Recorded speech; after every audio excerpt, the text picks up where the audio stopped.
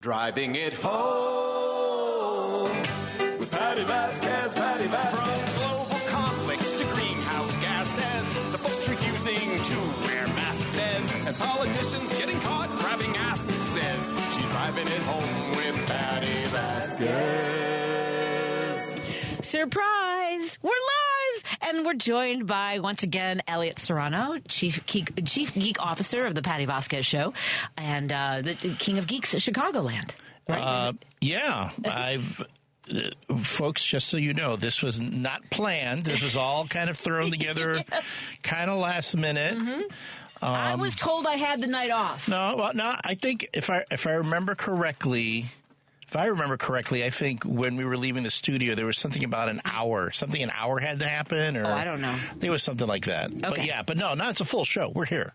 That's for Thursday. Ken Beal. Thursday. Yes. Okay, you can't. Okay, yeah. Ken Beal will be sitting in to guest co-host, and then so that's a family party. Oh, Ken's going to be here. Yes, Ken's going to. Well, cool. Do you want to come and play with Ken? Maybe. That sounds weird. Yeah. No. Well, I'm actually. No, but Ken, no, because I met Ken the last time he was in the studio. Ken, get in your car and come visit us. I've been busy. I haven't been able to make plans, so if you want to come join us on here. But yeah, so you messaged me this morning, Elliott, I have to go in. Can you join me? I went, yeah, sure. Thank you. Yeah, well, happy to be here. Which means, by the way, Pequods afterwards. Oh, Pequods, yeah. Just saying. No, but it was funny because... I had no plans. I know folks out there in Radio Land. I mean, Patti and I have known each other for a very long time. Patti also will, when she knows I don't have plans for the holidays. I invite you every year. I know, especially when you know I don't have plans for the holidays. Like it's like I didn't know you didn't have plans this year. I just extend the invitation regardless. You always do extend the invitation, and I know, and it's like the whole but though there have been some years when like my family might have different plans or something, and but this has been a year where I consciously kind of like, I'm going to keep to myself. I wasn't going to go anywhere, but Patti just cannot take no for an answer. So I'm beginning to think she rigged this entire thing to get me into the station, so then that way afterwards, that'd be Christmas Eve. I only live 2 blocks away. I mean, why would you drive home right away? No, you had your first cocktail with Griffin last night. You both shared stories over glasses of wine. Yeah, that was really nice too. Isn't that cool? As friends? It's funny. Yeah, no, it's funny that when I talked to that young man, then all his friends showed up, and I was like the old fogey. I felt really bad because you were like, "You guys are taking off soon, right?" And I'm like, "No, we're the ones that are leaving. We have to leave. This is like one of his friends showed up and took his coat off. I thought they were just there to say hello, then leave, like being polite. And I go, don't take your coat off. You guys aren't staying long. And he's like, what? And then you went, no, Elliott, we're the ones that are leaving. I went, yes. Oh, yeah. They were taking over the little shared space there, but it was very nice. Isn't that cool that we have a place where the kids want to come? The kids all being 20, 21. The young folks, yeah. And they had to listen to me just incessantly go on about that Indiana Jones diary at the University of Chicago. I mention it again and again and again. You know something? We assume that everyone knows what we're talking about when it comes to Indiana Jones' diary. And I say that because I scroll sometimes to relieve stress, although I shouldn't because invariably something stressful will come up. That's doom scrolling. That's why they call it doom scrolling. Yeah. So I've filled my timeline with people who go thrift store shopping and flip old furniture. Not like flipping it angrily. Yeah, no, you get it. Like stripping it down and stuff. And there was a flight attendant who was 22 years old, and she got really scared. She's telling the story, and she's because I also have a lot of Gen X, the sort of influencers that are all Gen X. Right. So it's the woman with the really short, spiky hair, and she always kind of color. She's very funky, and I like her. So it's a split. It's the Stitch, and this flight attendant's talking about finding a device, and she and this other flight attendant are freaking out because it's got like wires coming out of it, and it's got like these weird buttons on it, and she can't figure out what it is. So they called TSA, and nobody knew what it was. So they finally had to call like the bomb squad, right? And somebody showed up, and like in his 40s or 50s, and he goes, "How old are you guys?" And they were all under 25, right? And it was a Walkman. Elliott, and then this flight attendant who's like 22 or 23, she goes, it's like, oh, it was just a radio, like this ancient radio, and I'm like, ancient. What? Whenever I keep hearing this old, well, if you were born back in the 1900s, I know. From the late 1900s. We're 20th century. Yeah. We're from the 20th century. We were born in the last century. And you think about it. When I go thrift store shopping, I'm just buying the clothes that I gave away in the 90s. Yep. I'm serious. Yeah, Baby doll dresses and jean jackets, Doc Martens. Doc Martens. Although Doc Martens, though, you find those, you grab those, you keep those, because they're big on the secondary market, actually. Yep. They're very big because you can resole them or, really refurbish them. And and they're amazing. Yeah, because they're like one of the few shoes out there that's still handmade. Mm-hmm. They're beautiful. Everyone's made by hand. I get really sad when I was at a thrift store. I can't tell people where I go because it's already getting really popular, and I get really nervous. I see people with their phones taking pictures of things to see if it's what it's worth and stuff. But I was trying on a pair of shoes, so I took my Doc Martens off, and this girl was trying them. Oh,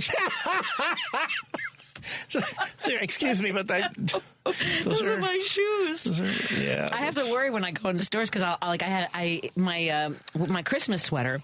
This is everything. Like yesterday, everything I was wearing, I think yesterday was all thrifted. So this is a thrifted. You should not buy Christmas sweaters new ever. No, every thrift store has great Christmas sweaters. Yeah, because when they quote unquote new ones go out, they're essentially the same ones from the previous year. So there's nothing really outstanding about them, and it's better for the environment, it's better for the economy, all those things. I find back to the point being that I didn't have any plans for the holidays, so I'm gonna, after tonight, my dog and I will be spending So you're not coming back tomorrow? My dog and I will be spending Christmas. You can bring home turkey for Miss Moneypenny. Really good, juicy. I got your juicy turkey right here, Elliot. I know. You don't have to stay long. You can watch Doctor Who Christmas. Oh, that's right. There's that one. I promise. Elliot. I promise Miss Moneypenny. Tomorrow. Like the longest. She's going to get to walk all over the neighborhood. Okay. There will be no route. She's going to I'm going to let her guide go wherever we want to go. So there will be no schedule. Plus, I ran to Pet Supplies Plus today and got her gifts. Well, how about this? Does she like car rides? She loves car rides. Well, why don't you bring her for a car ride here, and I'll walk with you. And Miss Moneypenny, someplace new for her to smell. That's an idea. Smell some new dog. We got that big dog park right across the street from me. That's an idea. I mean, does she get along with other dogs? Well, she loves other dogs. Oh, Elliot, we have a very eclectic and wonderful community of dogs. 2 Irish setters. Right.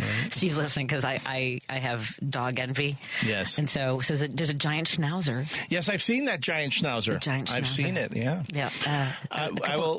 Couple. You know what? I'm going to put that in the I'm going to mark it down for on our countertop. Just like just in your mind. In my mind. If you write it like in the air, it goes. I'll text you. Come for a walk. Yeah, we'll look at that. It's supposed to be warm tomorrow. It's like 40 degrees. Yeah.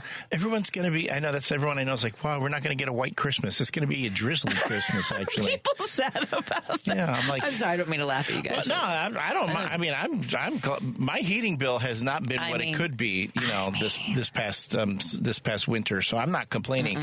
And I know what's going to happen. The winter isn't really going to hit us till January.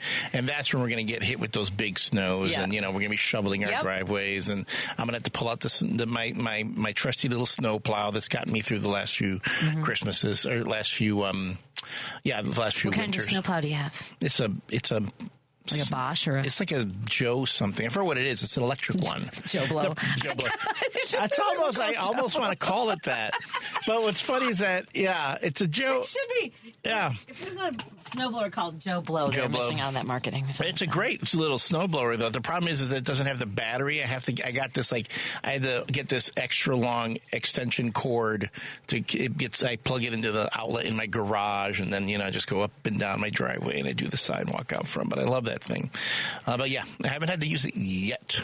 Okay, I will tell you, there are 2 things that because I have a child, I have 2 beautiful sons, and Griffin, who is 21 and spent many years helping out with the shoveling and stuff, and is busy now, and I have Declan. there is a super side, because of all there are a lot of challenges emotionally and physically with raising a child with a disability. However, I've discovered two things that I'm like, okay, this helps, right? One is we have really sweet neighbors who know that we have Declan and will make sure that our sidewalk is shoveled for us, and they have snow blowers. I mean, Steve and I are not getting any younger. We shouldn't have to prove anything to ourselves or others. So they make sure our sidewalk is shoveled for them. I mean, is snow blowed for the most part. The other is when we go grocery shopping at the holidays and there's Salvation Army people outside the store, they never bother us. They're I can see the pity in people's eyes for me and Declan, and I'm like, oh, this just got enough to deal with. We're not gonna hard sell you on something here. No, that's I was just like, oh man, I guess. Okay. Yeah, I will say nobody bothers me. I would say the Salvation Army though, and I haven't seen as many of them doing a little bit the kettle thing, but I'm like, they need to do like the Girl Scouts and the Boy Scouts have been doing. Set up that little, you get this little QR code, so that way when people don't have change, yes, I agree. You can just you use your phone. You can Zelle them or PayPal them a donation. Yes, because that's been the last two times when the Girl Scouts out in front of the Jewel I go to, or the Boy Scouts, and they're selling you. They're doing like the popcorn, the kettle corn, or the Girl Scouts are of course selling the cookies. And of course, who carries cash these days? Right. And they're brilliant. They're like, oh no, and they have. I can see they have the little sign and it has a little QR code. You scan it, boom, you can Zelle them, whatever, and then they get it, and then they go, just do it for this troop or whatever on the little notes bit. They know that you got your donation, and then you get your cookies. I'm like, I was saying they also, if I want to give this idea away for free to any not-for-profit that works with the homeless, because you might have homeless who are out there, you're asking for change and stuff. They might have a sign. What you do is you set them up with a rechargeable debit card and set that up with an account, a digital wallet, and then you give them a little sign that has that same thing, has a little QR code on it. So if I want to give $5 to someone on the street, scan it, boom, and it goes straight to them. I don't have to worry, again, I don't have to worry about having the change or whatever. They get it.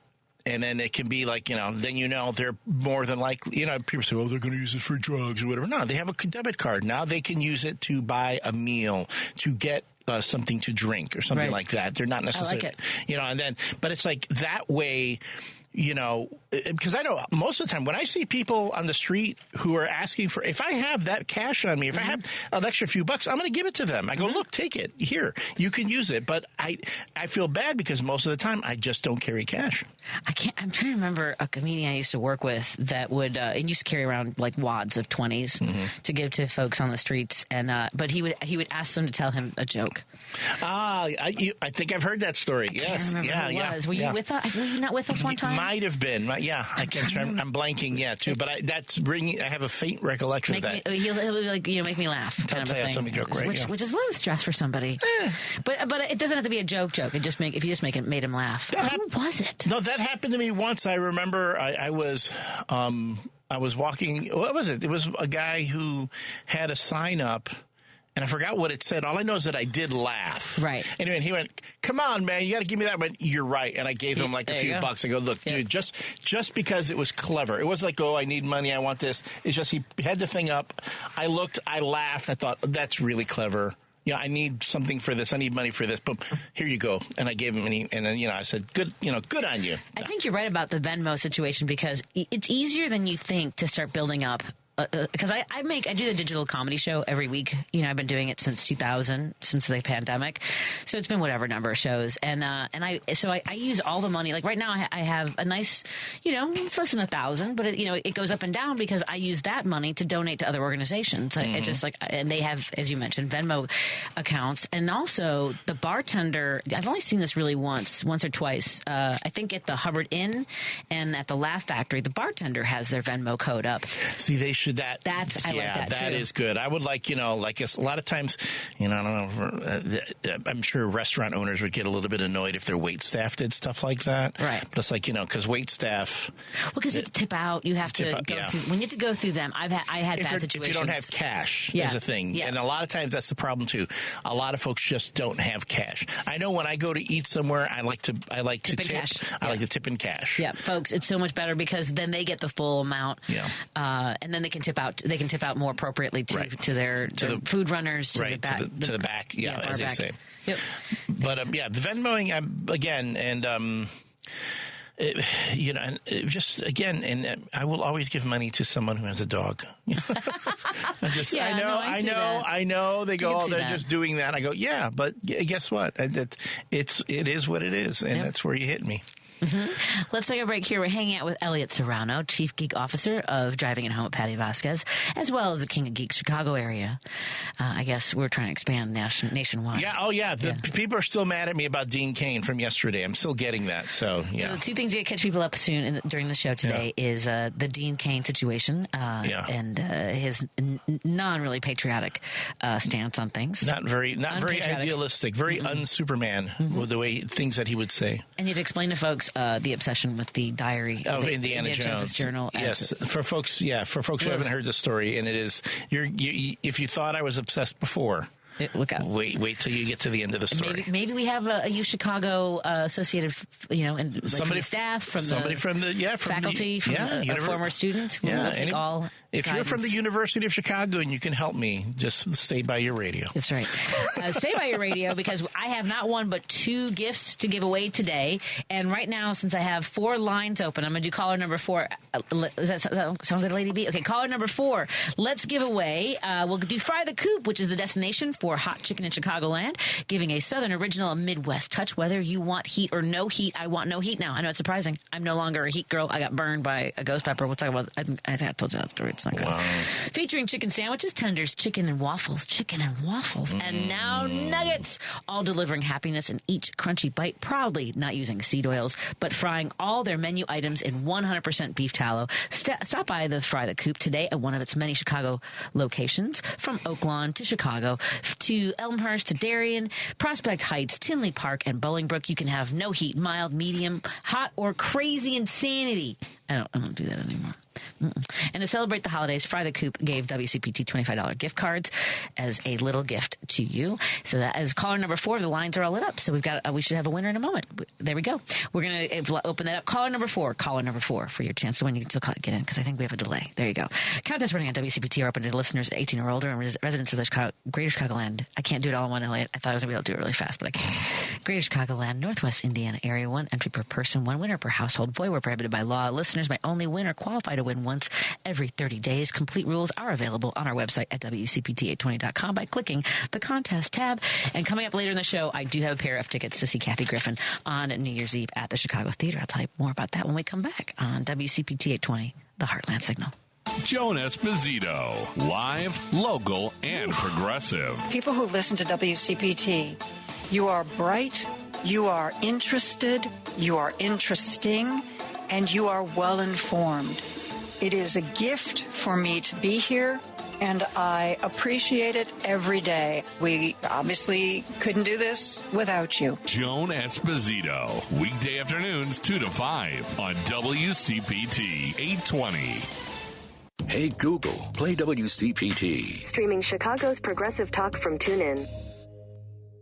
There's no better way to defend democracy in front of your fascist Republican friends than with a cold progressive beer from the Minocqua Brewing Company of Wisconsin. So head on over to Beer on the Wall in Schaumburg, Doty Liquors in Elmhurst, Captain Jack's Beverages in Worth, or the Wilmette Market to pick up a 4-pack or couple 2-tree of Maga Tears IPA today. Don't forget to drink and vote responsibly. Patti Vasquez is taking your calls now at 773-763-9278. Driving it home with Patti Vasquez now on WCPT 820. Thank you so much for joining us as we continue to drive it home. I'm your host, Patti Vasquez. Joining me in studio is Elliott Serano. He is an author, a comic book writer. He is one of my favorite human beings on the planet. And if you're hiring, Elliott. Well, yeah. Just say, I mean, why not? Like, the kind of work that I try to keep my eyes open. I keep getting these notices, not through my office, but I see things that, are you on the page for because it seems like there's a lot of ads for the state of Illinois hiring. Have you seen these? Yes, I have, and I've been applying for a lot of those things. Yeah. Right, sorry. The thing about the I don't want to be that person who's like, have you tried this? I hate that. No, I did. Sorry. And no, I appreciate that. And I have been, I've been applying to a lot of things. I know I have, you and my brother also, you work for the state. Right. And I have applied for some things, but I know the state takes a very long time getting back to started. people, yes. Especially with the market being what it is now. So I've done that. I am interviewing now. I do have a return interview for a position it's not until the middle of next month. Right. It's hard at the holidays. Yeah, right. I have been interviewing. I've been applying. I've people who are in the job market now will relate to this. I've had everything happen, either from I apply for a job that I know I'm qualified for, that lines up with everything I've done, that I know I'm experienced for. I don't even get a response because my application might get filtered out by the AI program that they're using for it. I'll get a, hey, thank you for applying, but we've decided to go with someone else. Right. And at least it's polite to say that. Yes. Right. So but I may not even get an interview at that point. I mean, it's just like, oh, we saw your application. Thank you for applying, but we're going with someone else. Gotcha. And then I go in and apply. I've had that happen a couple times. I apply. I have an interview. It goes really well. And then, oh, we're sorry, we're going to go with someone else. And again, I know that the market out there is incredibly competitive. There are a lot of really talented people out there. So when people were telling me, well, Elliott, you're so good at this and that, right. It's going to be easy for you to find a new position. I'm like, all right. And then it's, well, no, because I'm not the only quote unquote talent out there. So while I appreciate everyone's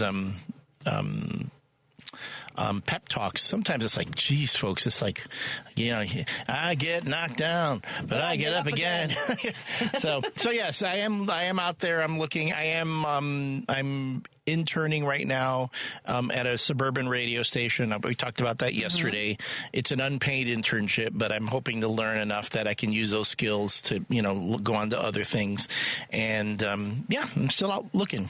All right. So how do folks get a hold of you if they perhaps know that there's a position near them in their universe of friends? I have an email. My email, I have a business account now just for my job search, ElliotRSerano@gmail.com. ElliotRSerano@gmail.com. It's 2 L's, 2 T's, 2 R's. That's it.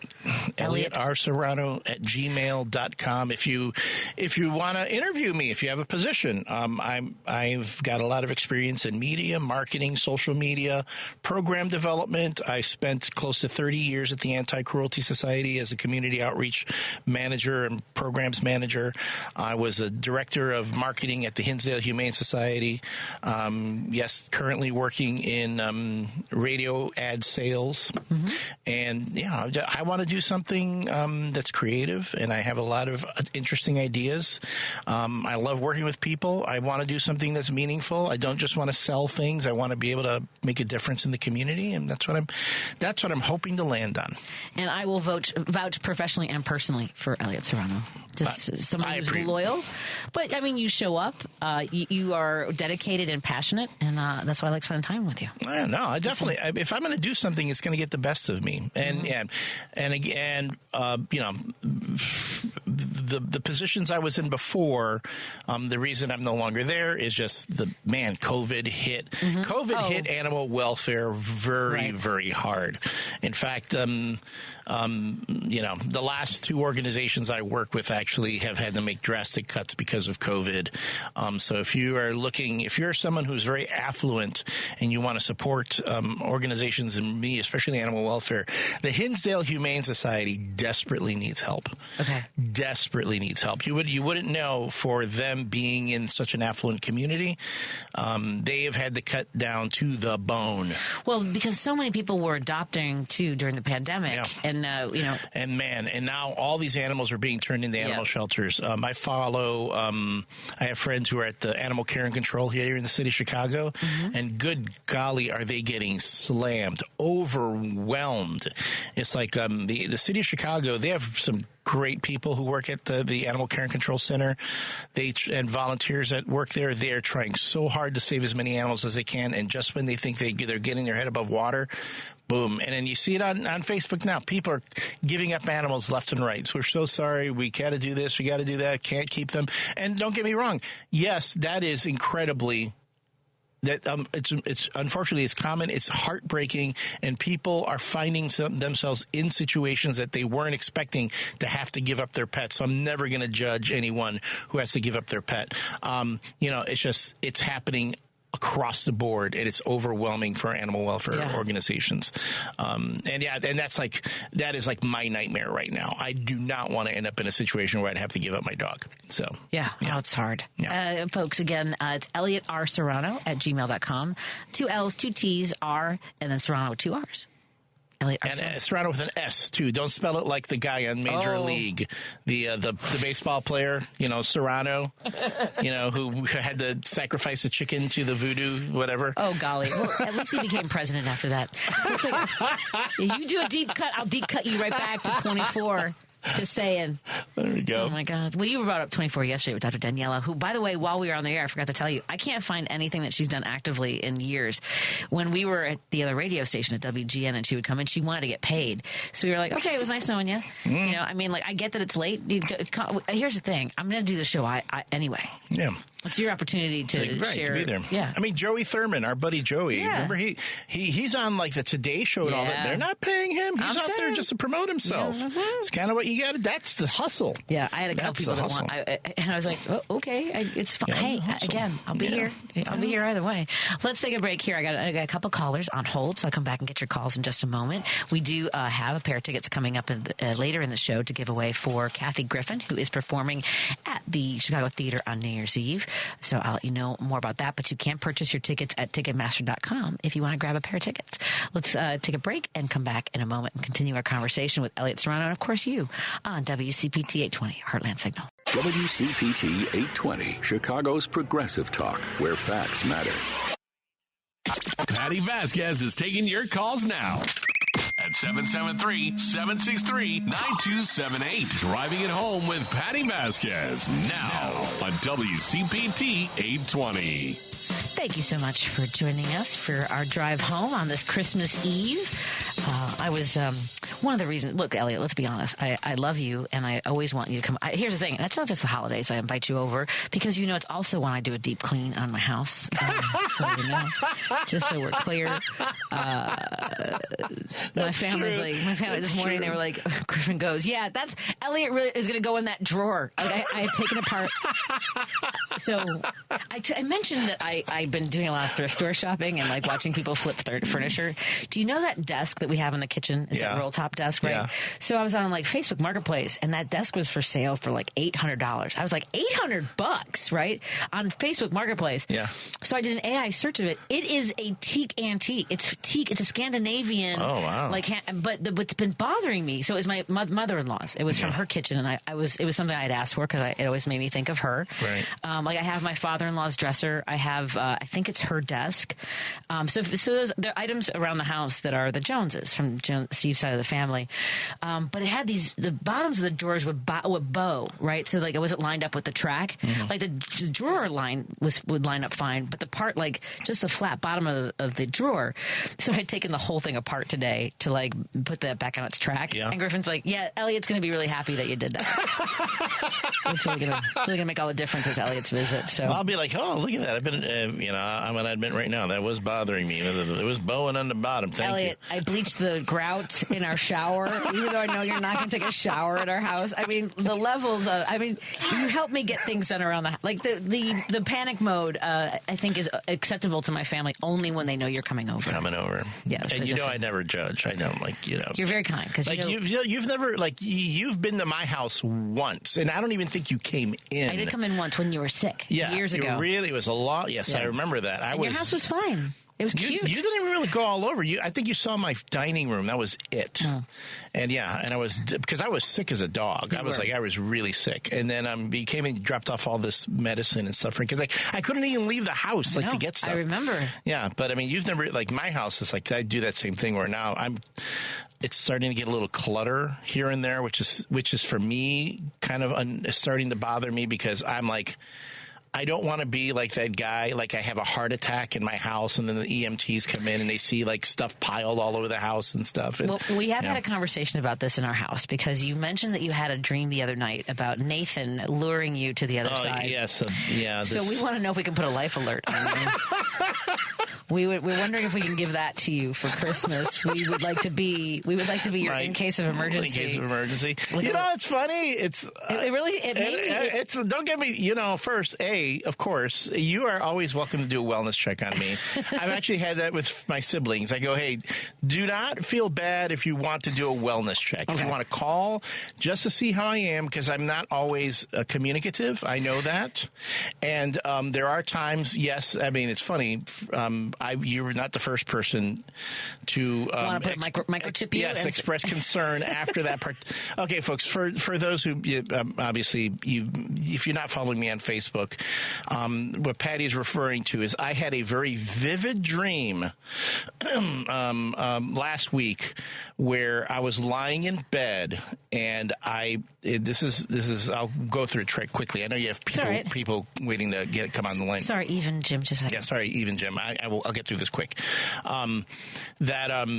I was lying in bed and I felt it was like I was lying in bed, but I was also walking and I felt like I was in a hallway and a little kid was like running by me. And I went and so creepy. And it was and he was running by me and somehow in my head, I knew this child's name was Nathan. So I said out of nowhere, I said, "Hello, Nathan, how are you?" And the moment I said that, it was like, boom, it was like something, the universe unlocked.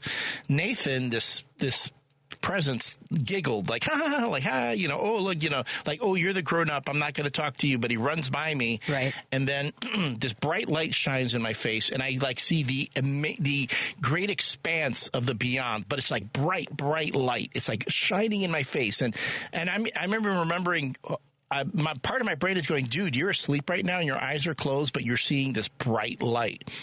And there was and I could feel a tug, in the center of my chest, like I was being pulled out and I was being called, to the other side. And I'm thinking, okay, this is it. It's time for me to go now. But I'm in my dream. So in my dream, I'm like, it's time for me to go. And there have been times I've always told myself that when the time comes, when my ticket is up, when my number is called, I'm not going to go, I'm not going to be angry. I'm not going to be scared. I'm going to be accepting. I want to go peacefully, like my father did. When my father passed away, he was in bed. He passed away peacefully. So, that's the way I'm going to go. And I can feel my soul is about to leave. So creepy.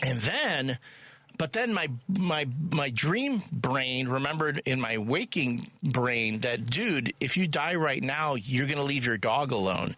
And it could be days before anyone realizes that you're gone and that your dog has been there all alone. So I said to the beyond, the great beyond, to go, please don't take me away from her. And at that point, it was like the beyond went, okay, and it let me go, and then the light faded away, and then I was back in bed again. And then it was so vivid. I hate that. It was so vivid. I went, okay, all right. And then, I wrote about it on my Facebook page because when I'm a writer and I like taking my experiences and express them through writing to see if I can get other people to kind of get where I was. And I was getting all this response. People were going, wow, they couldn't believe it. And it could mean this, it could mean that. Well, of course, my mom read it. Well, and oh boy, she called. She had to be worried. Johnny, are you okay? Are you sure? You know you can talk to me about anything if you want to. You know that, right? I go, yeah. I had it put two and two together there. Like, she's calling me to ask how I am. Am I fine? Da. Like, I knew all my siblings had read it. None of them had said anything. My mom calls me, and it wasn't until later I went, oh, that's why she was so concerned. So, yes. I thought you might get a lot of this. I thought I'd wait. Steve, and I told Steve, and because Griffin also follows you on Facebook. Yeah. You have to keep me up to date on what Griffin posts on Facebook. I don't see his stuff. Maybe, you know, he probably limits who can see him. So his mom's friends can't see. Yeah. I used to follow him on Twitter.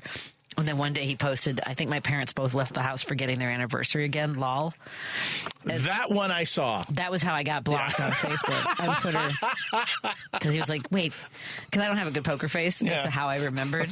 That one I remember seeing. I could have just pretended like I suddenly remembered. Or I knew all along, but no, I don't play that game. Right. Yeah. It's all bad. Anywho. So yes, Steve asked if we could invest in LifeLock for you. You guys are... Not LifeLock, Life Alert. Life Alert. I've fallen! And I can't get up. I think now it's like it senses if you haven't gotten up in a while. I mean, I do need to get like you know what? I should put you down as my emergency contact. Yeah, that would be fine. I can do that. I know I'm not that close to you. But I know that if somebody tries to call you, they'll get you. Yeah. Anyway. That's true. Let's see. Merry Christmas, Patty and Miss B. Actually, in somebody's retirement homes, they have motion detectors inside their apartment homes, and if there's not motion within X amount of hours, they'll call or they go to the home. Semper Fi from Gunny, who we know from our whiskey and cookie as well. Maybe I should get one. I mean, I have the Alexa thing and all that. Maybe I can get one of those. It needs to know. I mean, like, you have to say something. Yeah. If it's something sudden, then I don't want to get grim, but I've had the situation happen to me before. I don't know. No, I know. Actually, yes. And that was my fault because I should have been persistent because I called him and I was like, oh, maybe Tom's resting. Yeah. And then no, I know I was again. Trust me when I think of PTSD. I think about how if something like that happened, I think about how it would affect my family and friends. So yeah, I'm fine. Yeah. I'm totally fine. Yeah. I'm so well adjusted. Here's the thing. You know about that? It was as hard as it was. There was also sort of an odd beauty to finding my friend, and it seemed as though it was peaceful for Tom. Yeah. It didn't seem like he was in any pain. It seemed like he'd gotten up and gotten his carry-out food at the door, sat down, and just didn't get up again. And so I had there was something about knowing that he had his phone in his hand, and it was just yeah. And I remember his landlords came down when the cops came and the fire truck, and because he had his phone in his hand, I go, I'll tell you this much, I know he died pissed at somebody, and they go, well, I don't know, he seemed like a really nice guy, and I go, yeah, so do I.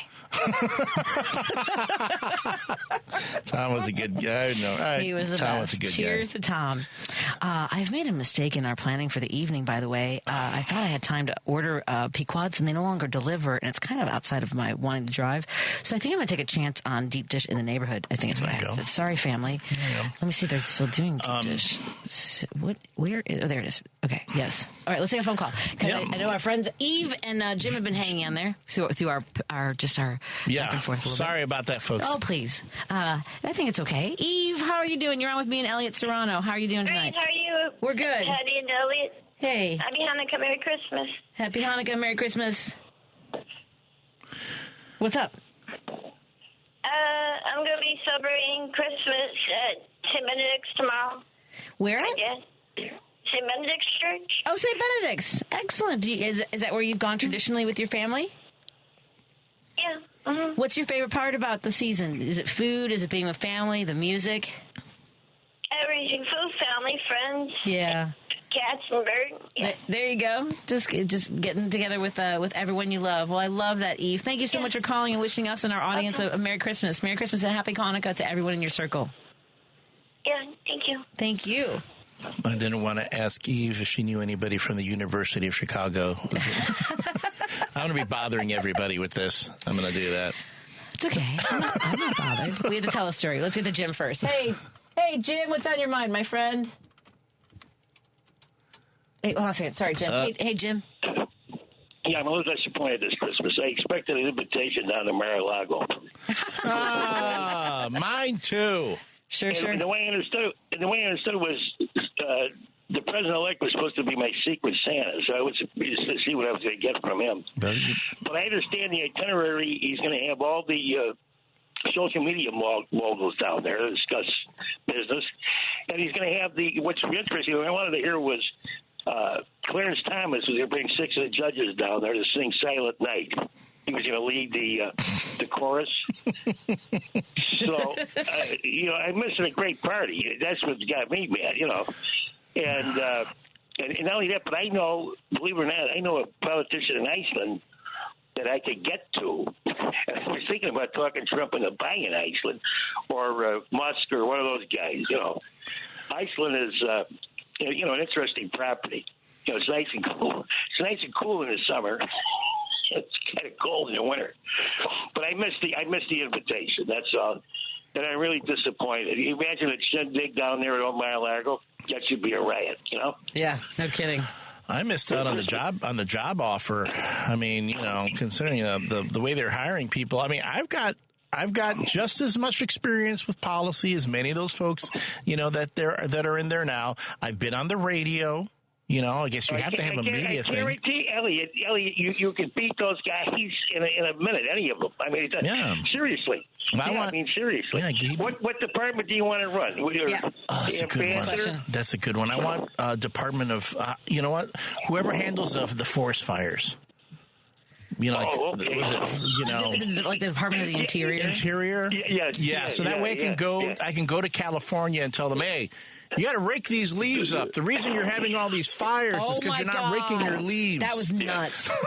Get a good landscaper and all this has gone away. You got to bring a rake with you. You just got to bring a rake with you. But I was thinking the ambassador. How about Herschel Walker is the ambassador to the Bahamas? Imagine that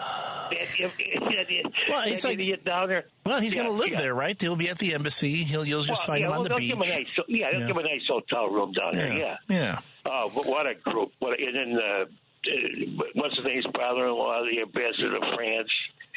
Unbelievable. The guy who put his brother in jail. He put his mother, his sister in jail, or somebody put in jail. I mean, these people are such criminals that it's breathtaking. It's just breathtaking on a Christmas. Talk about the criminals run amok, and they talk about law and order. They're the most criminally insane people I've ever heard of. Anyway, we have a Merry Christmas, guys. Thank you. Have a Merry Christmas, Jim. Thank you so much. It just occurred to me, Department of Education. So that way I can challenge Linda McMahon to a cage match. And it'll be like we'll do like best of 3 falls. Linda McMahon, she can have like Shano and Stephanie come in and interfere, and I'll do the bit. Oh my God! I see. You know what's so funny? Like, there's so much happens all at once every day that I forget like these crazy things that like. It's overwhelming. Yeah, and that's the point of it. It's gonna be. We're back to that again. We're back to the whole all the crazy stuff that's going to happen for at least 2 years. Yeah, I agree.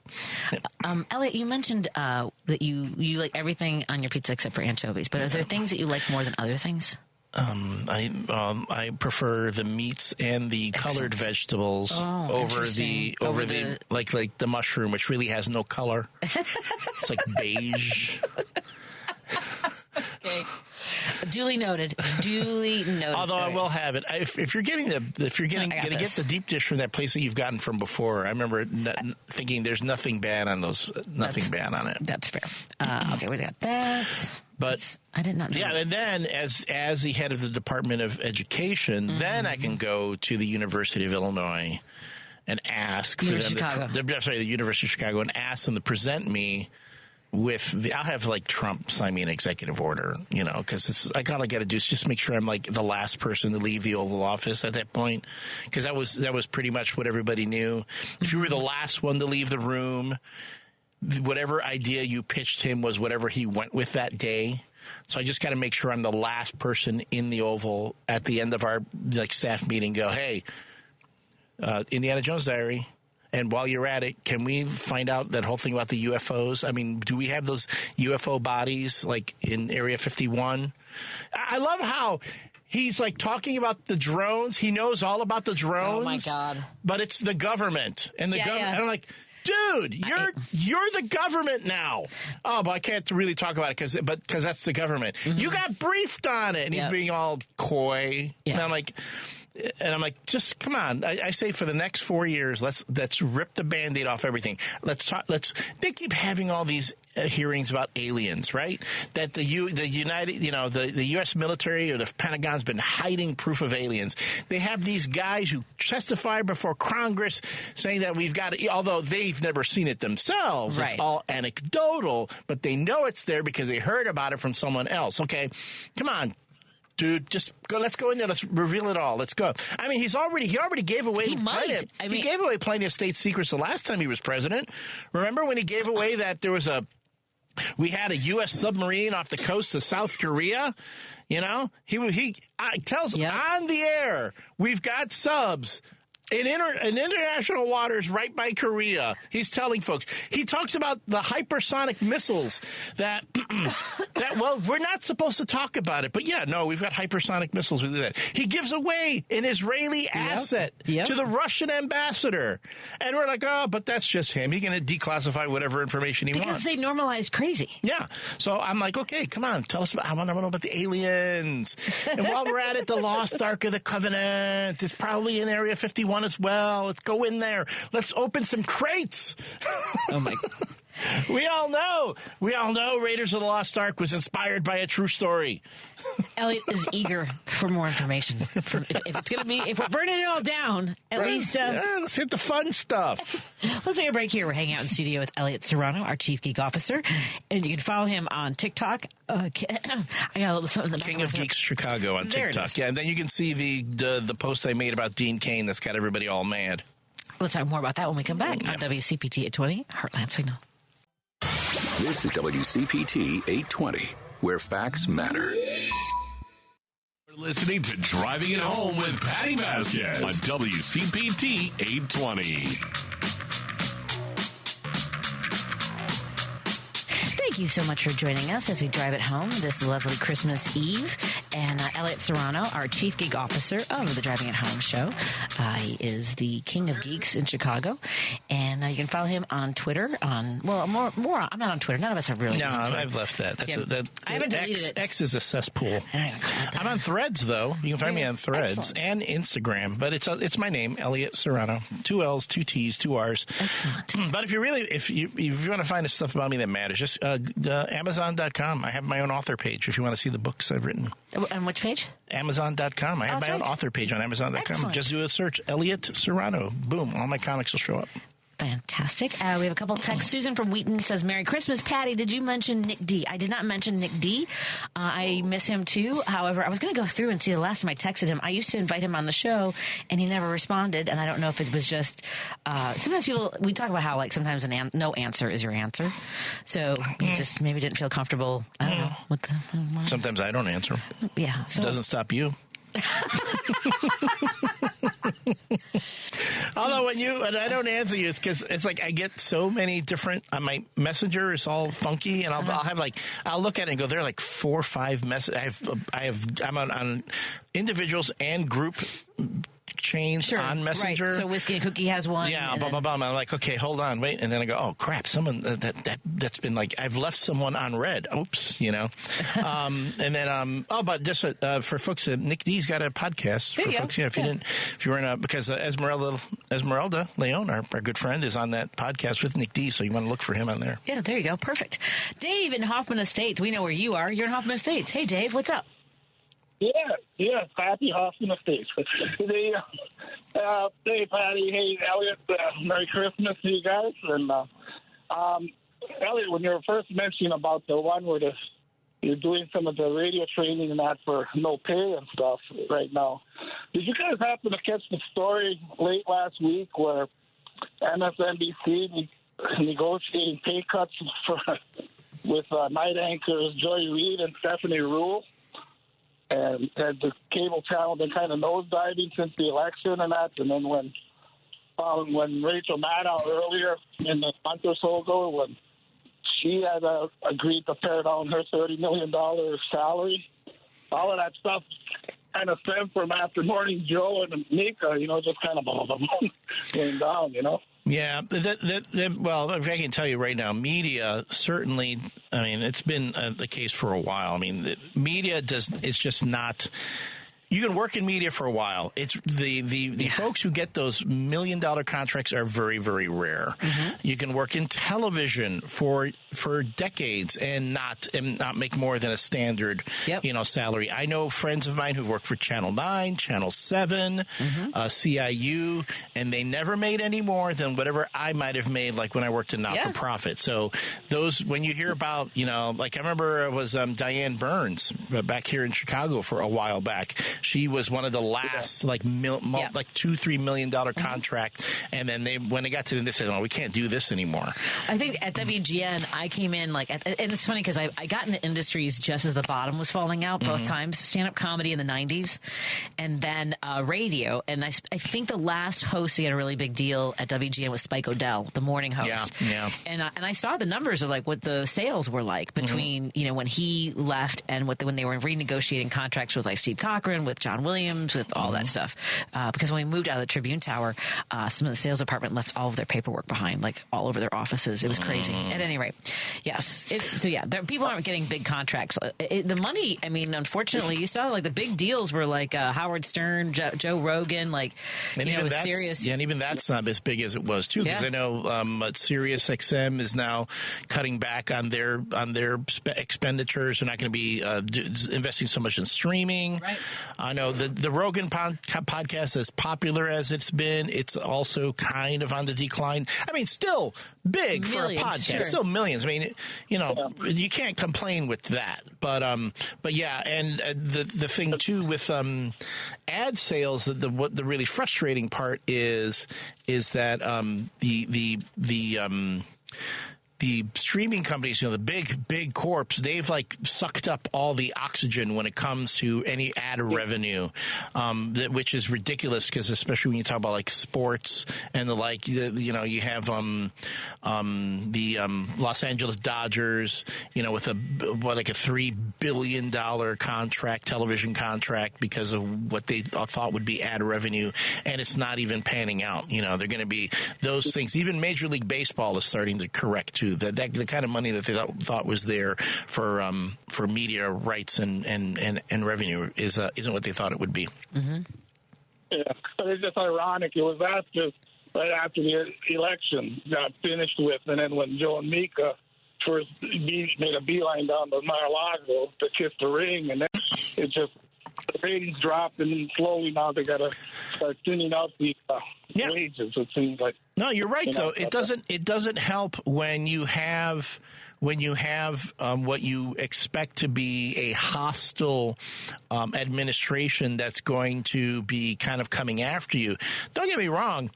I mean, of course, it's not like the media and the president need to get along, hand in hand and be buddy-buddy.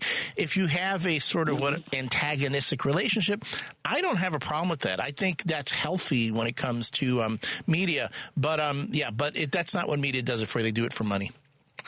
Thanks, Dave. Yeah, like you mentioned about baseball. There's that one guy that got that raise. Now he can buy a country of his own. Yeah, that won't get me started on that. We'll talk a little bit more about that when we come back.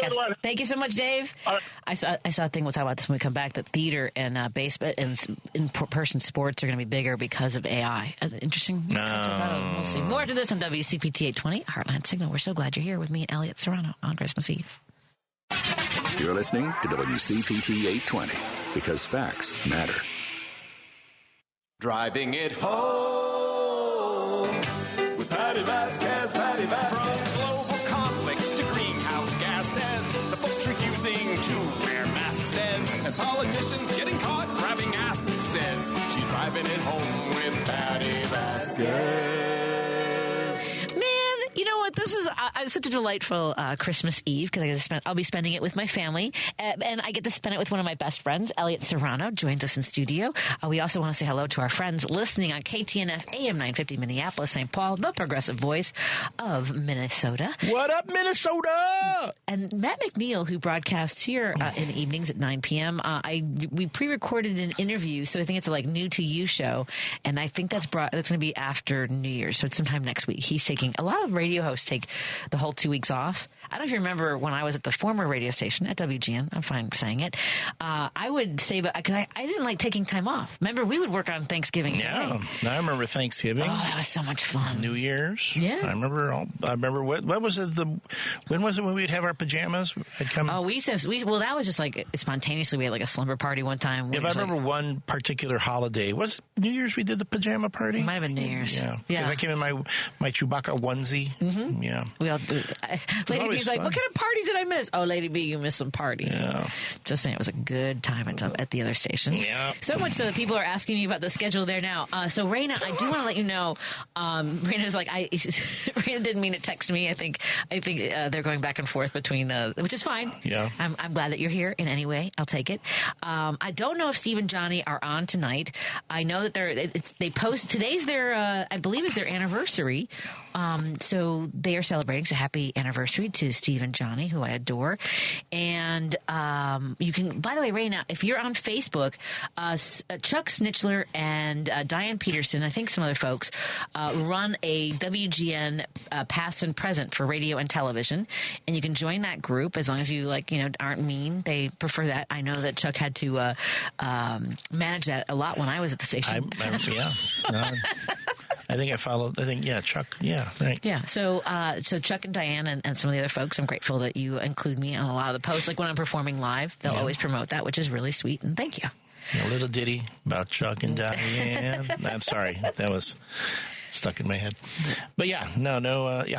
So thank you. And also to our friend Mark, happy holidays. And we are so happy to spend this evening with you and so many others who might be surprised. I was surprised that I'm doing a show tonight because Lady B was the one. She's like, I don't think you have a night off. And I was like, that's fine. I'll be here. I'm 2 blocks away, baby. No, Mark is like many people who they find themselves kind of on their own tonight on the holidays. I think, it's I'm going to say this for the folks who spend the holidays alone, and it's not because, you've fallen out, but just because that's what you decide to do. That's what you choose to do. Hey, if that's what you want to do, there's nothing wrong with that. Don't ever feel like pressured. No. Don't let your family pressure you into this or that or the other. If you want to spend the time alone, that's fine. But, and there are folks who wish they had family, and they might be missing someone right now. I'm missing my dad, right. I miss my dad. I was thinking about that today. Right. We miss our parents. Yeah. My siblings were all very close. We would be together if it weren't for different schedules, but it's, we're not estranged. It's just, whatever.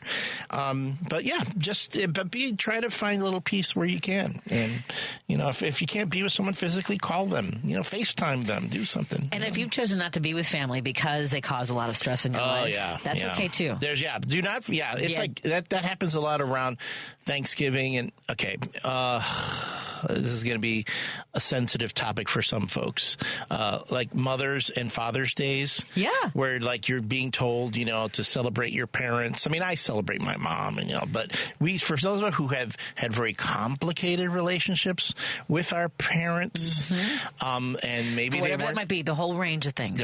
Sometimes it might not even be you didn't have the best relationship. Don't let people go and tell you, well, it's a holiday. You should put these things aside for the peace. No. It's not always on you. That they should also be willing to, make amends to. And I know, and I hate that this has become a factor, but because again, it's people say, well, it's political, because, because you voted for Trump doesn't mean that they're, your siblings voted for Trump doesn't mean they're not your family anymore. I go, folks, stop framing political, but framing it as a political difference. It's an ethical difference. Yeah. It's not about politics. It's about ethics and ideals. Yep. I had to weather a lot. So I have half siblings. My parents both had marriages previous to meeting each other, and I have a very complicated relationship with all of my siblings. And there was in particular one sister, my half sister on my dad's side. So she's Irish and German. I'm Irish and Mexican. And one day she called up and she goes, "Patty, I need to talk to you." She goes, she goes, "You know what? Rebecca is dating a Mexican." And I was like, okay. And she goes, "I've already been through this once. I don't think I can do it again." Wow. Wow. Yeah. Lady B is angry for me. Steve and I were dating at the time. Oh, my God. It's like they don't even know it.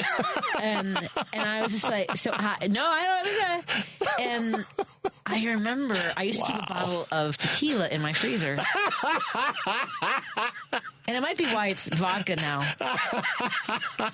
But I opened the freezer and I got out the bottle. Steve will tell you this happened. Like, he had no idea because it wasn't like I had it was 1997 or 1998. So holding yeah, so I was cradling the phone in my ear and I'm like, and I'm pouring the tequila.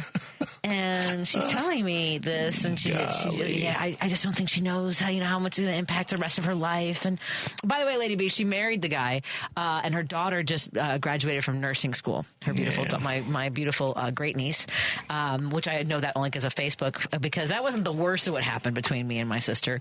But that was, and Rebecca told me, she called me later and she was really upset because her father, it was her stepfather. Mm-hmm. He was angry at her. He said, and this is how bad that side of the family was. I don't want any Mexicans in my house. And Rebecca, I shouldn't be saying names. It's too late now. To her credit goes, "You mean like Aunt Patty and her mom Dora?" And ooh. Yeah. Wow. I mean, what? Yeah, but you don't count. I know. You don't count. You're like, because what I've done, I've had to go through this. I don't want to go through this again. Yeah. Was my mom. She was talking about my dad dating my mom and marrying her. Yeah. And it was always hard. What was hard too was that my other sister hated my dad, and I found out later, like whatever. So at any rate, for all of our mental health. The things that happened over the last since my dad passed away, because I called both of them. I said, "Hey, Dad's been diagnosed with stage 4 lung cancer." And one of them said, "Yeah, I haven't really seen him that much in the last 10 years. I don't think I need to see him now." Wow. Mm-hmm. Wow. But here was the thing about that. I get that, right? Because I worked so hard to try to be close to both of them, and I think they did in many ways, in their own ways. Yeah. But when he passed away, like nothing. Wow. Yeah. Nothing. I mean, I'm grateful that I never had that kind of, I guess the word's animosity. Yeah. Everyone in my life, I love all my siblings and I love my parents and even my mom's husband, he's a decent guy. And, I had a very good relationship with my father's second wife. She was wonderful. And so I'm never going to go, if something ever happened to them, of course I would care. So I guess I'm fortunate that way. But yes, it's out there for people who, again, if you have experienced that, don't feel bad. Yeah. Don't feel bad if and don't let it be put on you that you have to be the one that makes amends. Right. And be very careful when you go online because my nieces reached out and they wanted to friend me on Facebook. So I accepted that. But then, of course, that means in my timeline comes these big family pictures and things that but I'm like, I don't feel like I'm missing out. Just my great, my nieces and nephews and then my great nieces and nephews who are beautiful. One of them looks like my dad, which is really sweet. Is Irish as Irish could be. Wow. And when we get home, I got to show you, my Aunt Pat sent me years ago. She sent me pictures of my ancestors that came to Chicago in the late 1800s. Oh, cool. So I have these amazing, and actually one of them is at Christmas time that I finally found a little frame for. Wow. So yeah, but I want to say that to that, I think that what Elliott and we have many friends who go through this. We have complicated, as you mentioned, relationships. Very complicated relationships. And like really intensely negative and toxic. And I think that, people will do that thing, that kind of dismissive of their feelings. So please just try to be mindful when you talk to somebody about their situation. Like, you'll miss them when they're gone, or blood is thicker than whatever. Like, we also get to choose our families. Yeah. Or the people we want to spend time with. Like there there is actually a grace in going, I need to protect myself. And by that, you also might be protecting those people. You're not, making that boil over into something that could be, generationally harmful. I mean, yes, you need to have people that value you as much as you value them. Yeah. If you're not feeling that, if you're not feeling like they are sincere in caring for you and want to be a part of your life because of that, not because of obligation or whatever the tradition is or blah, blah, blah, you should respect yourself. Yeah. Above all. I can't believe I never told you the story about my sister saying I have to deal with my daughter. That is crazy. It was nuts. Although not surprising. Yeah. You have, I've heard so many stories about your family and your extended family. Again, if it was a script, if it was like, if I was a screenwriter and I sat down to write these sorts of things, people go, dude, that is far-fetched. That is no way. I go, no. Do you want to help me with the script for for the book? I'm writing Chicago Girl. Okay. Uh-huh. And then the byline is the Chicago Girl, politics, sex scandals, and serial killers. That sounds cool. Yeah, I'll do work on that. It's intense. Have you opened your Christmas gift that I gave you? I did. My journal from Sunnydale High School. I'm very excited about this. My Buffy the Vampire Slayer journal. I meant to put a note in there saying this is where you dump all your trauma. Because it's where Buffy dealt with it. Yeah. Buffy the Vampire Slayer is essentially dealing with the trauma of adolescence and all that. This is specifically for when you're writing your book. That's where you dump your trauma in here. It's funny you mentioned this because, one, it was so funny when I opened it because I am intrigued by a new series. I never watched Dexter. Yes, ever. yes. I never watched it. It's just, it was too much, right? And so, but now there's the prequel, his early, and she plays like the head of a forensics department. Yeah, Sarah Michelle Gellar. Yeah, she's like a guest on there. Yeah. Yeah, so I'm kind of intrigued now. I'm sort of intrigued. It's like I like seeing her get work. Did you watch Dexter? I did. My ex was really into it, and it lost me after a while. Okay, yeah, it doesn't seem like the kind of thing I would really. No, especially because it's a lot of and again, it is. Yeah, I'm sorry, but he's a serial killer, and he kills other serial killers, but he's still a killer. And I have an issue with that. There's that. Oh, my neck just tightened up. Let's take a quick break here. We are in studio with Elliott Serano, Chief Geek Officer of Driving It Home with Patti Vasquez, and co-producer, creator of Whiskey and a Cookie every Friday night at 7 o'clock, give or take. Give or take. Hey, I'm trying to figure that out. Because I think it's a YouTube show now. I mean, we probably should have been on YouTube the whole time. Probably. And my problem, too, is that now with Whiskey and a Cookie, I'm interning at the other radio station on Friday, so when I can make it home, it's like, oh, yeah, I can do it. And then other times I'm like, eh. That's okay. No. It's, as long as I have one of you to get it online. Either you or me or Adam. Yeah. But Adam's our go-to guy. Anyway. Maybe I should go to StreamYard instead of Zoom. StreamYard would be a lot easier. All right. But we're having, folks, this is what you call a production meeting on air. Well, it's because I don't get to see you very often. I'm very excited. I get that. All right, let's take a break here. And we don't know no one knows what I'll talk about. I still haven't talked to, but I have to explain my obsession with this diary. Yes, that's people coming up have been next. waiting on that. By the way, so do you have any trivia questions about Kathy Griffin that you would like to? Do you have any? I think I've already done two. What? Okay, I have one. Yes, we can see. Yeah. 773-763-9278 is the number to call for your chance to win a pair of tickets based on this question from Elliott Serano. But I'm not sure if you already used this one. What does it matter? Okay, name the sitcom that she rose to prominence on. Excellent. That's fine. It's a sitcom, and I'll give you a hint. Co-starred a very popular podcaster. Oh, that's not correct. No? That was a different actress.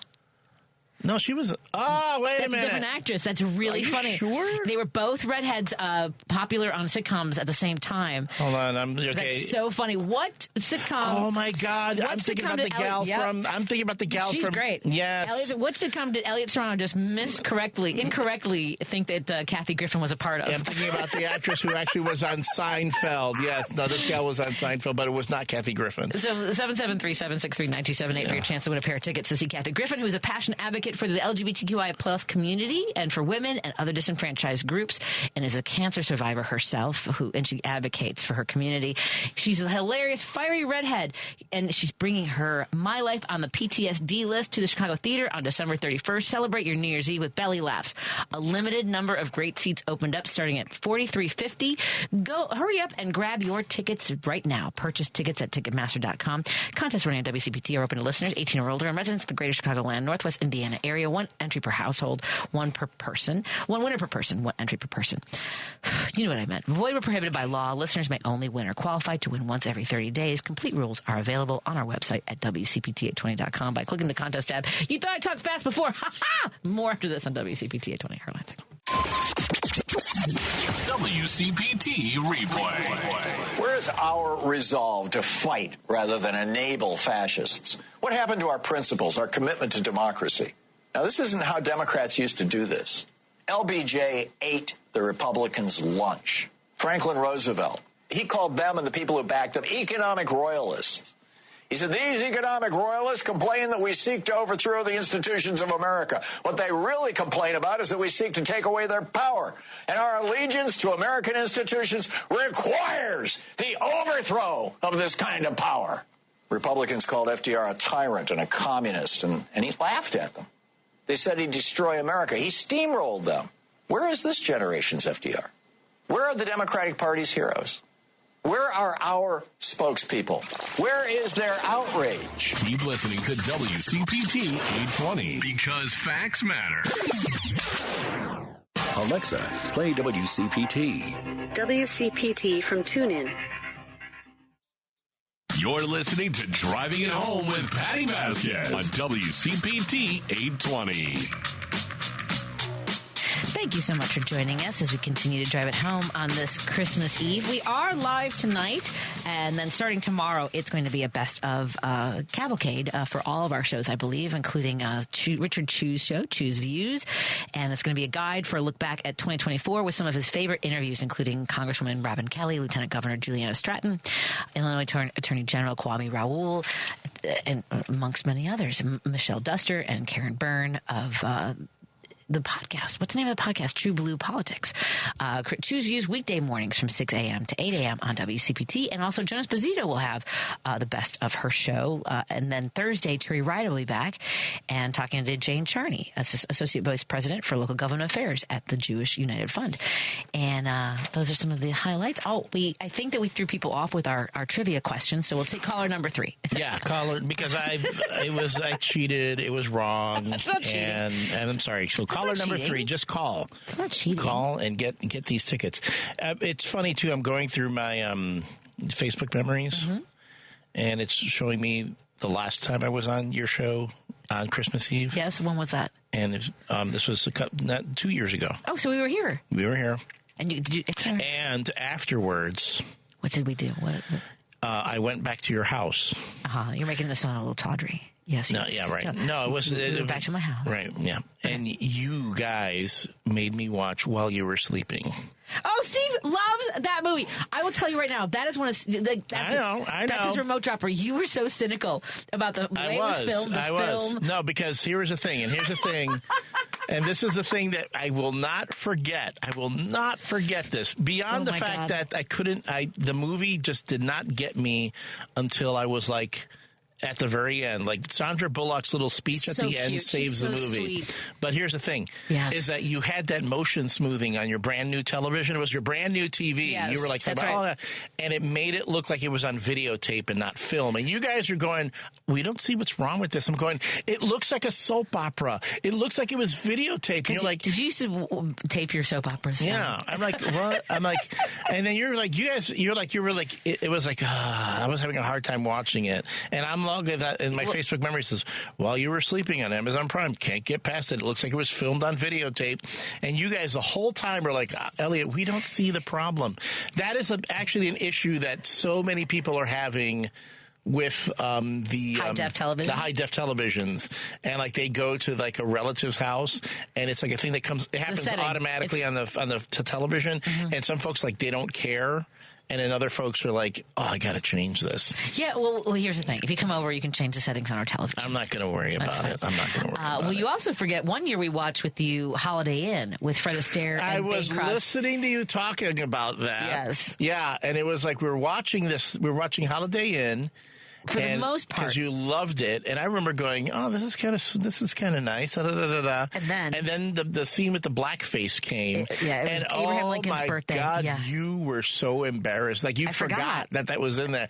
I was dying. Mr. Bojangles. Dying. Yeah. Because you were like, "I can't believe this." I know. I was really embarrassed. I forgot about that. And then we were all like Googling like Fred Astaire and blackface, and we were like, "Oh my god." And then, but then Steve went and found the little mini documentary about the history of blackface and all that, and we're talking about how Bing Crosby and Fred Astaire actually were very good to their African American cast. They were like, they supported them. A lot of that stuff they were doing was like getting them, onto the movies and stuff. So it wasn't like they were humiliating them or didn't see that. It's hard. Well, it's like Hattie McDaniel, who won the Academy. She was nominated for the Academy Award for Best Supporting Actress for Gone with the Wind, and the story is that they would not seat her with her cast, and Clark Gable refused to join the table unless she was seated, and that she ultimately was. Yeah. So that just came up in my memories. I'm like, you're not going to watch.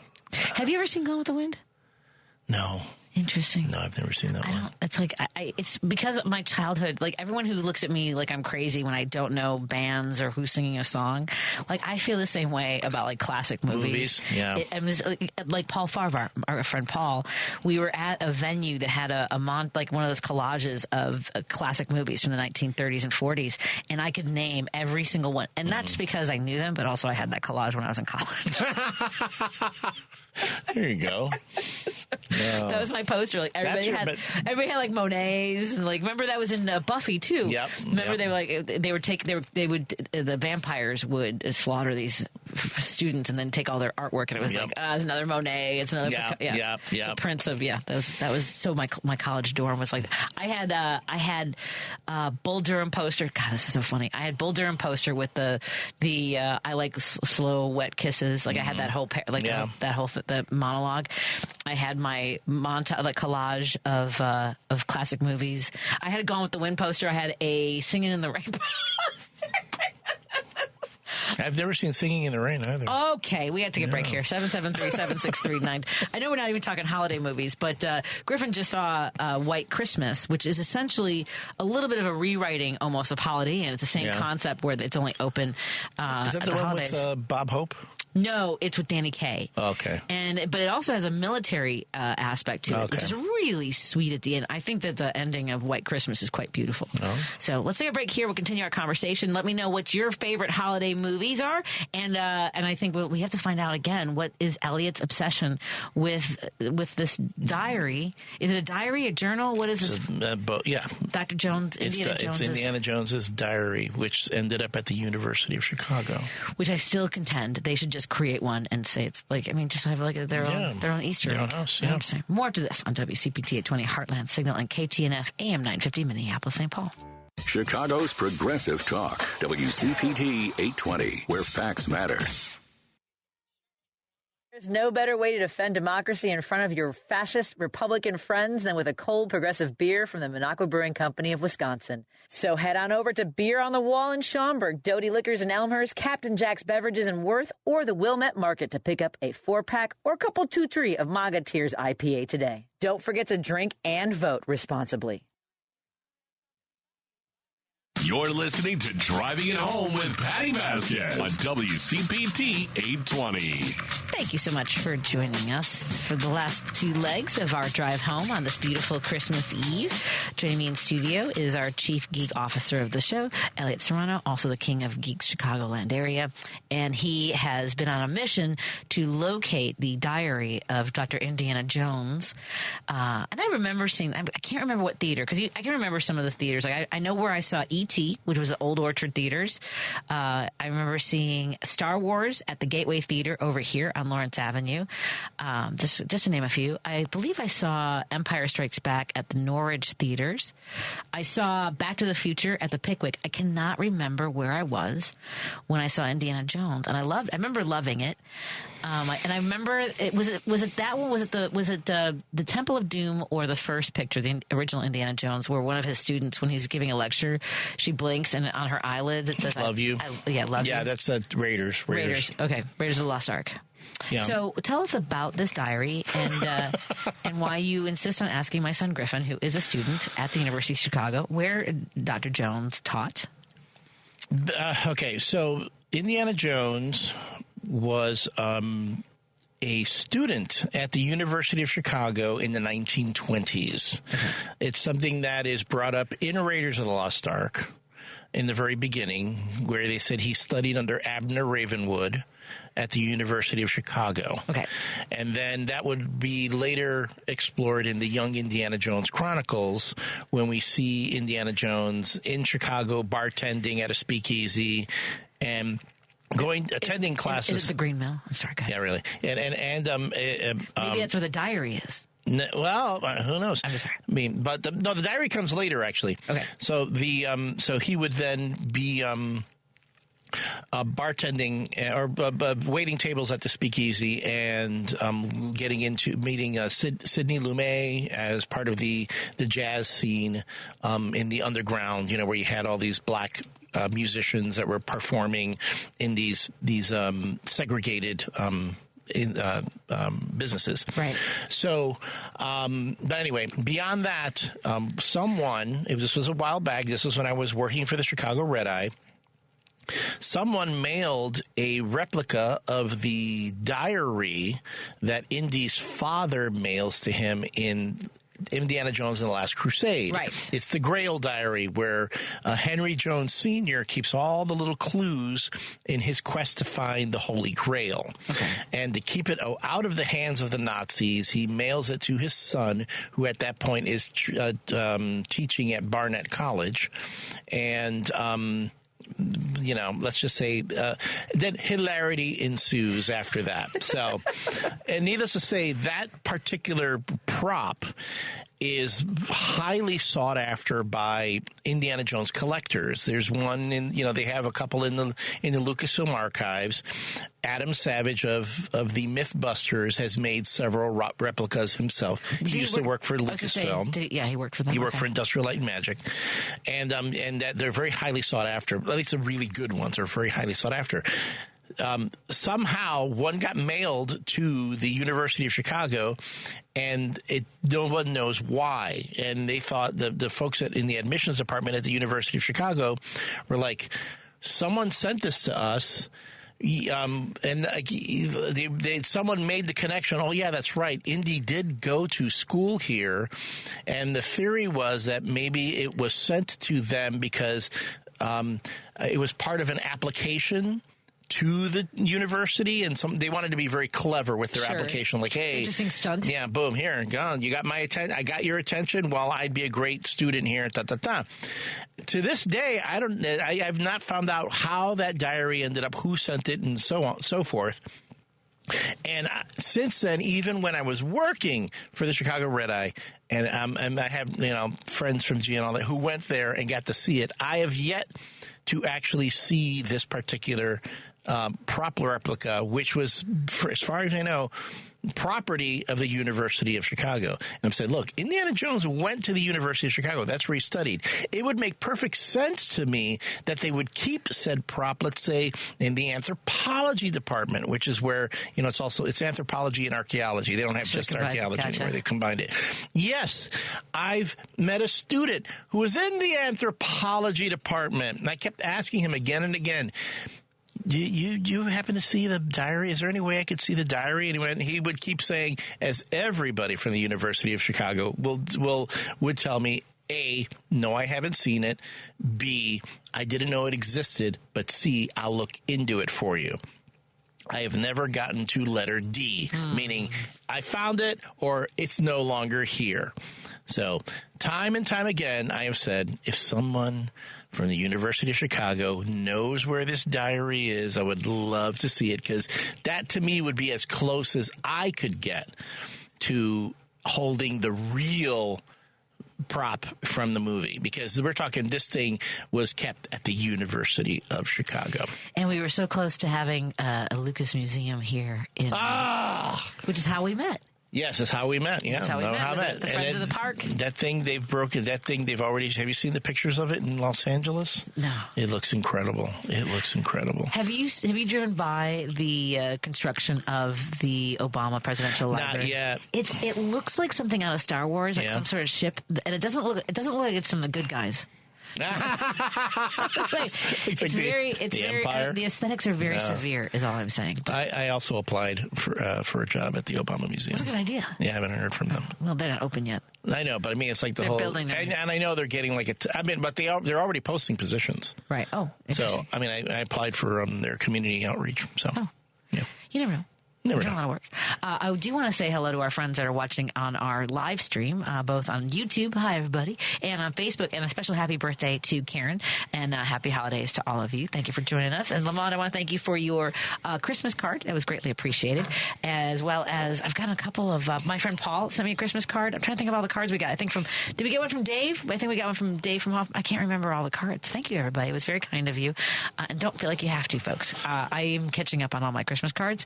I always buy Happy Holiday Christmas cards just to cover the 2-week span of, or Happy New Year. And then I got like a month, right? There you go. Yeah. I mean, yeah. It's 2025 already, Elliot. I mean, in a week. You know what it's going to be? I mean, okay, so 2025 is almost done. Uh-huh. I have a feeling, 2024 is almost done. Right. It's going to be 2025. I have this feeling that 2025, 2026, 27, and 28 are all going to feel like one long year. Well, a lot of things are... Time's going to dilate. See the muscles from my ear to my neck are shortening.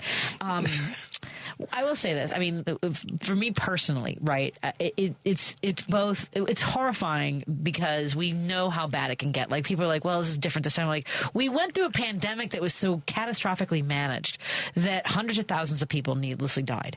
For me personally, though, I will say I was in a much worse place emotionally because of the circumstances surrounding my previous employment. Mm-hmm. That at least I'm in a position both professionally and emotionally. We have some challenges with Declan and trying to figure out what happened with his ability to walk. But I'm settled with my. That part is okay for now. I know that anything is possible, but my friendships are stronger even than they were. I'm not sort of. I was going. That was a lot. So, and who knows? Maybe it was in part because of the stress of having Trump as the. It was just a lot on top of a lot. The pandemic happening in the middle of probably one of the worst administrations that we've had in modern history. Oh my God. And again, it astounds me that everyone forgets that. I mean, and add to that. I'm sorry. I mean, it's Christmas Eve. I'm going to stay positive here. Yes. But that throughout the entire election, you had corporate media kind of like sanitizing what it was under his administration, and still putting out there, well, people trust Republicans with the economy more. I'm like, why? You keep repeating that, but why? Yeah. I'm sorry, but Republicans keep holding on to this idea that they're better. They've been better for the economy when every Republican president has exploded the national deficit. Every time the deficit, look at the statistics. Every government shutdown was when the Republicans were in charge of Congress. Yep. Every shutdown. And every threat of it. Every threat of it with a Republican Congress. Yep. So it's like, I do not understand why they keep saying that Republicans are Republicans, and it's not even that it's. I'm not even saying it's Republicans anymore. I mean, the current Republican Party under Donald Trump is nothing like the Reagan Republican Party. I mean, For how long were we told? Well, you gotta, we need the debt ceiling because you gotta have a balanced budget. Gotta be responsible. Gotta be responsible. Now they're like, we gotta get rid of the debt ceiling. Let's get rid of the debt ceiling for the next few years. What? And you still have conservatives out there going, yeah. Well, that's the way we're at. Like, it makes no sense to me. So, again, 2025, 2026, 27, 28, it's going to feel like one long year. Yep. And I don't want to, I want to say this before I forget, and don't read it tonight because it will set you'll want to set the column on fire even though it's only digital. Rick Perlstein, friend of the show and a tremendous writer, has written like The Rise of Conservatism. He's written about Nixon, about Goldwater, about Reagan. He's written a great column about King David, Billionaires I Have Known, the final installment, and he talks about David Rubenstein. And I had no idea about this particular billionaire who's it was part of creating the Carlyle Group, but essentially, two things that come to mind, just top lines of what he wrote about, was how he and another like DC insider, because he worked for the Carter administration and was like very happy to be public servant. And he was like in his late 20s, and then when Carter lost, he became a lobbyist and thought it was a very, very demeaning work. And I think when he was given the opportunity to basically become part of the rich and elite, he jumped at it, and they found a loophole in a deal that the United States had come to with Native Americans in Alaska, and basically built the United States from $1 billion because of this loophole for this Native American tribe.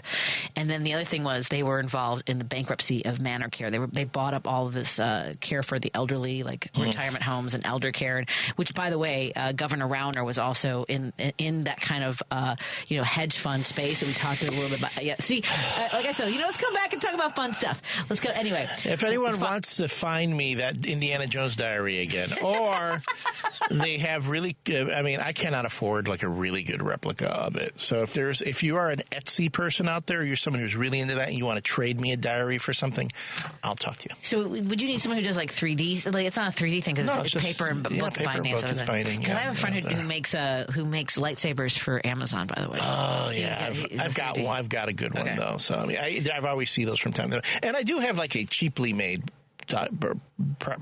diary replica, but yeah. Real quick, I did want to mention, because you have on the text line, someone said, I cannot spend Christmas with some of my Trump siblings.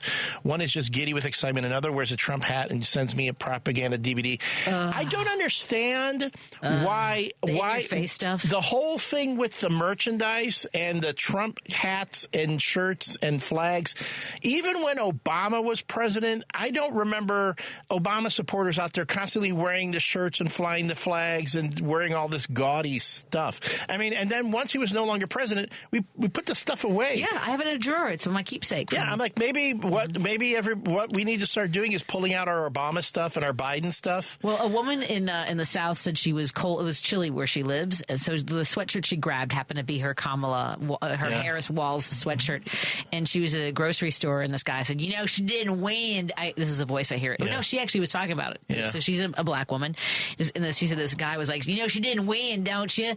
And she's like, yeah, I know that. And he goes, well, then why are you wearing the shirt? And she goes, and she swore a little bit about the MAGA hats that we have seen for the last 4 years, and actually for the last 8 years. And she's like, I'll wear whatever the hell I want to wear in some altered language. Yeah, they don't mind. And they keep, again,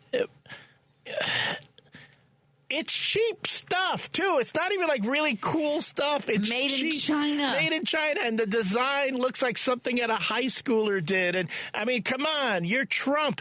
You could have come up with a new slogan for your second time around. He went back to the old designs. It's like, again, the MAGA hats.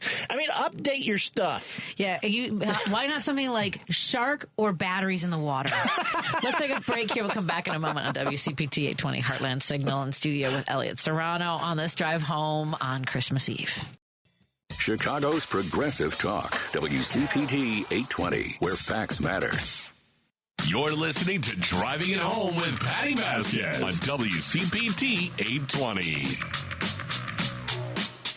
Thank you so much for joining us as we continue on our last leg of our drive home on this Christmas Eve. I'm your host, Patti Vasquez, and joining me in studio is Elliott Serano, one of my dearest friends, who I'm so grateful that he came in today when I messaged him at the last moment this morning. And I said, I think I'm working tonight, because Lady B mentioned it yesterday. I'm like, I don't know. Oh, yeah, let's go. All right. Yeah, I'm there. That's over there. Hello. And we have a friend on the line. We have Victor calling from Salem, Oregon. You're on with me and Elliott Serano on KTNF AM 950 Minneapolis, St. Paul in the evenings, as well as WCPT 820 here in Chicago. And we love hearing from Oregon. How are you doing, Victor? Great, Patty and Elliott. You guys are doing such a wonderful job, as usual. You're really a keystone to the progressive movement, let me tell you. And I just called to tell you that the woman that wore the Kamala Harris shirt, she should have turned around and tell the person who told her that Kamala Harris did not win. She should have said, yes, Kamala Harris did win.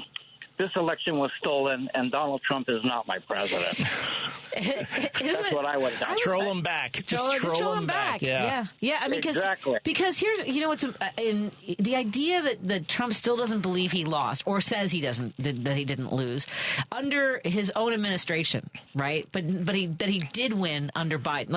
What? Make it make sense, folks. I know. It's just a hypocrisy of it all. Really You're is. right, Patty. Yeah. My favorite movie? Yes. Are you listening, please. Patty? I am. It was an old movie. I think it was in the 90s or somewhere around there. It was called Mars Attacks. Oh, my God. Yes. That's a good one. And the reason why, it was a spoof on an invasion from Mars. And that was defeated by music, country western music. But nevertheless, the reason why people should watch it now, because New Jersey, the East Coast, Florida, they're all being bombarded by these drones. Yes, they're losing their minds. Yes. No. This will remind them, hey, anything's possible. This is America. This is Black Helicopter Redux, isn't it? I mean, they're going through the same thing again. Yeah, Black Helicopter. You got it, baby. Yep. Trump knows what they are. He you won't guys say. have the merriest of Christmas and the happiest of New Year's. You too, Victor. And happy holidays. We all love you. And, you're the only news source I listen to anymore.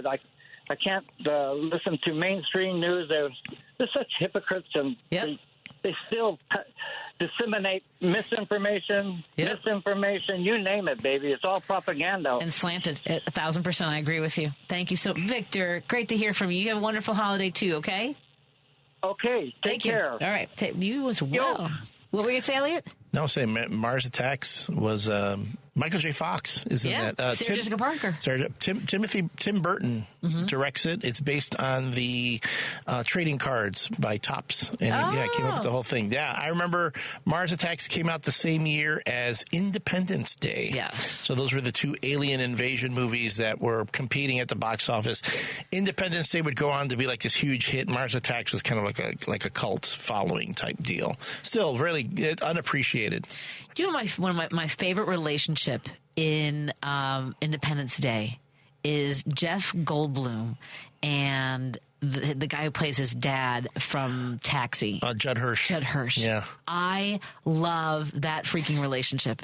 Judd Hirsch is great so too. Good. I hadn't seen him in something for a long time. So to see him just show up, I was like, "Holy crap! It's Alex Regan from Taxi." We are watching Brooklyn Nine-Nine now as a new show we picked up. So Mary Lou Henner, who is absolutely dazzling. That? Oh yeah, I didn't know she was in that. Not like she's a recurring character. She shows up from time to time. Yeah. Yeah. I don't know if she's going to be on for the rest of the series. I just know that she pops up as in a relationship, and it's so much fun to see her. She's I gotta great. watch it. I gotta watch it. Everyone I know Andre loves Brower. it. Well, it took me a little bit because I'm not that big of. I'm not a huge fan of. Is it Andy Samberg? Andy Samberg, yeah. And he's growing on me tremendously. Yeah. But the cast is so much. Elliott, thank you. But and Andre Brower, who sadly passed away recently, so freaking funny because he's basically basically the same guy from Homicide: Life on the Streets. Yep. But in a comedy, right? And it's so freaking funny. Yeah. I mean, it's just so brilliantly done in that sense, and so are the rest of the relationships on that show. Terry Crews is great, Ellie and Lady B, as you recall, I've been recommending Neighborhood with Cedric the Entertainer and one of the actors from. It's so good. Have you started watching it? Was I right? It's so good. I think people are sleeping on the show, even though it's been on CBS, I think, going into its 5th season. Okay. A friend of mine is a writer on the show, Tracy Lords, who's fantastic. Oh, Tracy Ashley, I apologize. Tracy Lords is another comic, but or an actress. Yes. Pardon, Tracy. Sorry, she's in Indiana, so okay. Sorry about that. Tracy Lords was a completely different industry. Yes, I apologize. Mind you, also became an actor. Yes, legit. Did I see correctly where someone said that in the crowd scenes for Ghostbuster is actually Ron Jeremy is in one of those shots? He probably is. Yeah, it was New York. Yeah, they had lots of people in the back of the crowd scenes in New York. Yeah, I just thought that was something that came up. But at any rate, so yes, Brooklyn Nine-Nine. We're always looking for new shows. What? That I miss? No, you segue. I don't think people caught that segue is a thing. I don't think they realized what happened there. How you change stations just then, and they might be going, wait, what? Mm-hmm. Wait, what? What are they talking about? Then you'll Google it and you'll go, oh, that's what they meant. No, sorry about that. No. Sorry, everybody. I didn't mean to do that. At any rate. Tracy Ashley. Now I have to make sure that I'm talking about anyway. What other sitcoms? We are looking for comedies all the time. We've never seen Community. We went through all the Community. We've never seen Parks and Recs. Parks and Rec is great after the 2nd season. Then it gets really good. And then when Rob Lowe shows up, when Rob Lowe and Adam Scott show up, that's when the show really takes off. Right. And then it's a lot of fun. And then you still have a chubby Chris Pratt. Before he would join the Marvel Universe and get all buff and all that stuff. Okay, this brings up another point. I'm so glad you mentioned. I don't know why I made the connection, only because then it goes into the Avengers universe. Yeah. And this is why I lit up like that, because Steve's trying to figure out what to do tonight while we're eating pizza, and he wanted to know if you've seen the red one yet with... No, I have not seen Red One. All right, we're going to see Red One. So it's Tracy Ashley is a writer for The Neighborhood, a really talented comedian. I believe she was also on They Ready, which was a comedy special on Netflix. So okay, we'll watch Red One. Red One. And then you have to go home. No. But can we make sure that the smoothing is turned off? You do whatever you need so to do. It doesn't look like a video, so it doesn't look like a soap opera. Okay. Like we taped it in the 80s or something? Yeah, because I remember I was ranting about this to Mandy. You know Mandy. Yes. And she was even telling me that, Elliott, because I mentioned it earlier, and she just texted me and says, I did bring that up. I should get credit for reminding you about that. Thank you, Mandy. Okay, so Mandy, yes, she did bring it up. Yes. Yeah, but I do not want to rant to her again about watching another movie and saying, hey, Patty, again, had the digital smoothing going on, and I couldn't watch The Rock looking like he was on a soap opera. I know. Okay, we'll let you fix it. 815 says, Merry Christmas and Happy New Year to you, and thank you so much. Thank you, Jim from Romeoville. I wish you and your family good health and a Happy New Year as well. And we had, the texter who said that they had family members, her brother gave her, one sibling gave her kids a Trump board game years ago. I would say, yeah. At the same time, hold on to that kind of stuff. Put it in a closet, because in about 15, 20 years, it still won't be worth anything. So people will be like, what is this crap? Don't get me started. Trumpopoly. They already gave it back. Oh, yeah, no kidding. Ooh, I promised you board games. It's not going to happen tonight. So you're dodging a bullet.